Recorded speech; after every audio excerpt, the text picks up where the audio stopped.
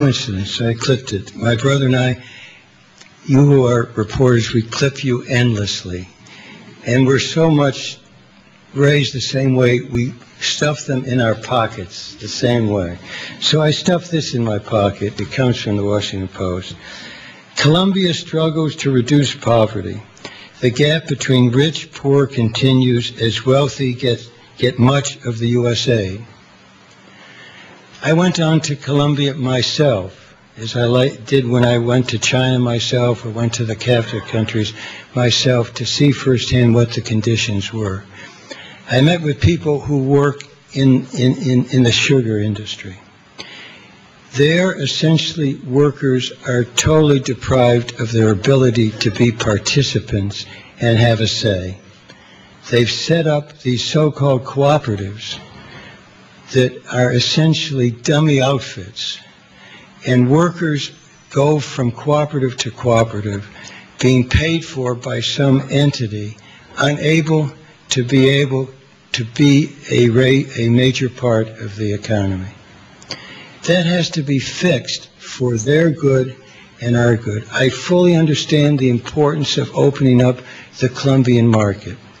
I fully understand that for our workers, our businesses and workers. But we need to have trade agreements that essentially reflect our values, and in the case of workers, basic international labor values.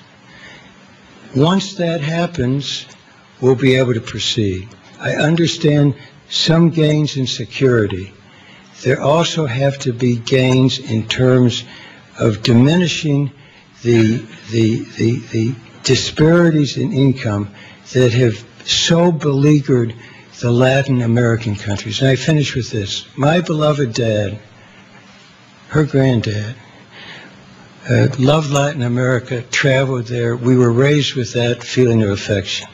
He was the honorary consul general for Honduras in Michigan in the 50s. He wanted to find a country that would make him consul. So he found Honduras. He stamped 5 visas a year, I think. But he felt so deeply about the importance of those countries fully meeting the needs of their constituents. That's what this is all about. So in a word, I think we need to proceed. We need to address the outstanding issues. I hope we can do that. One of the frequent arguments made in favor of ratifying these free trade agreements is the need to support strategic allies. How much weight should foreign policy considerations be given when deciding whether to ratify free trade agreements? The answer is some, but they're trade agreements. That's the answer.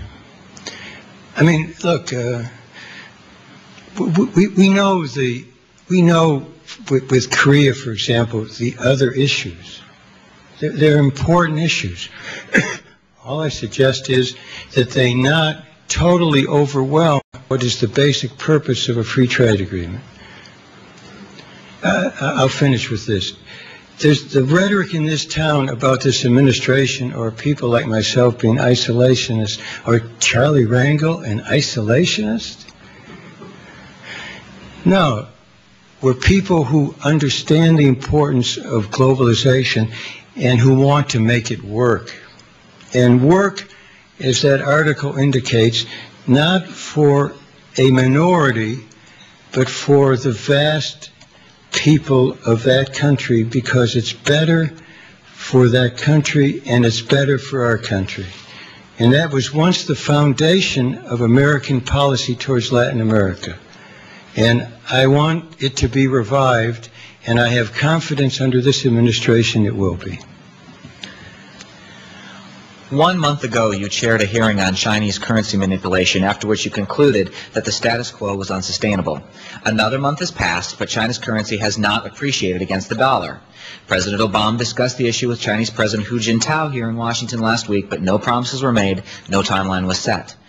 What's Congress's role to play in this issue? Is legislation on the currency helpful? And should the Treasury designate China as a currency manipulator in its overdue currency report?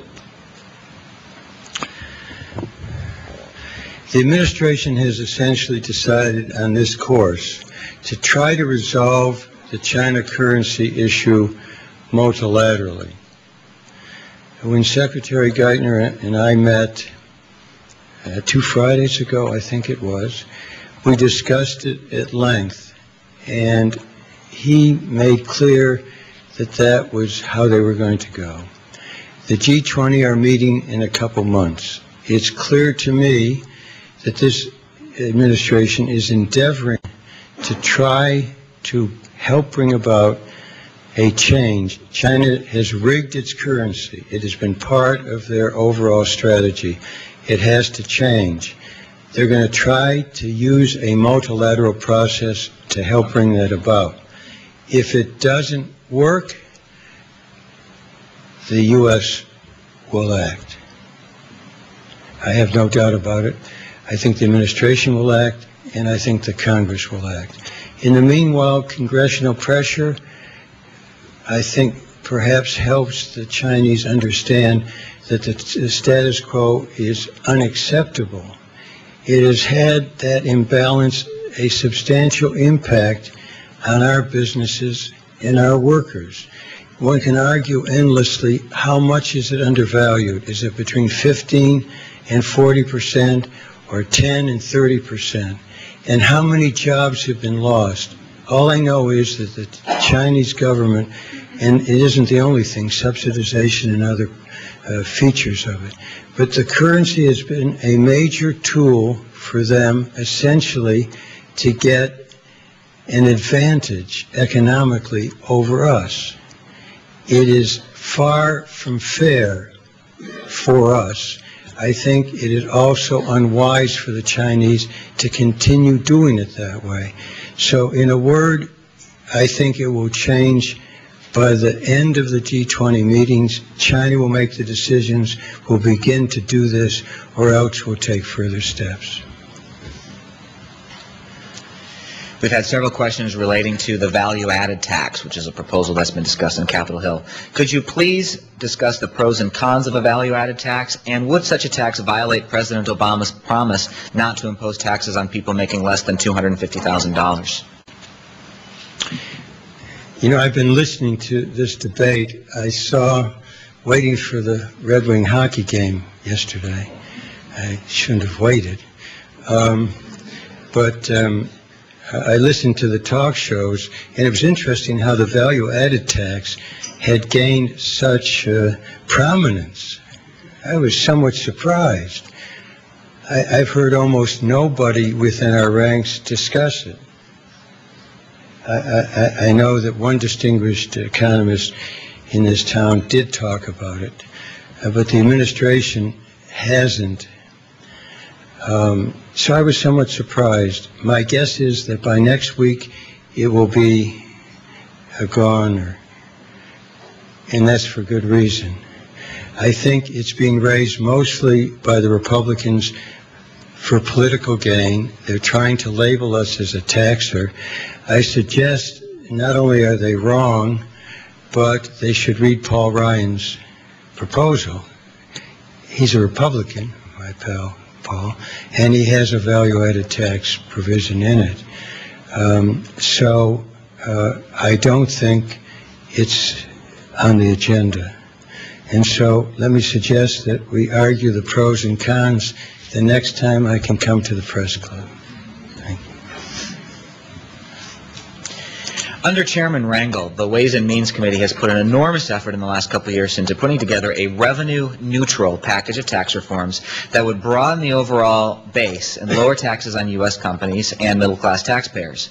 Given the deficit, is it possible to do a revenue-neutral reform? Does any broad package of tax changes or reforms need to bring in more revenue overall?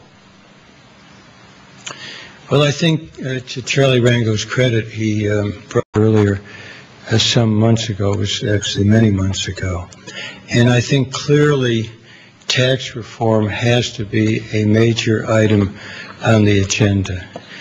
As to whether it's neutral or not, I think has to be discussed at a time when we're able to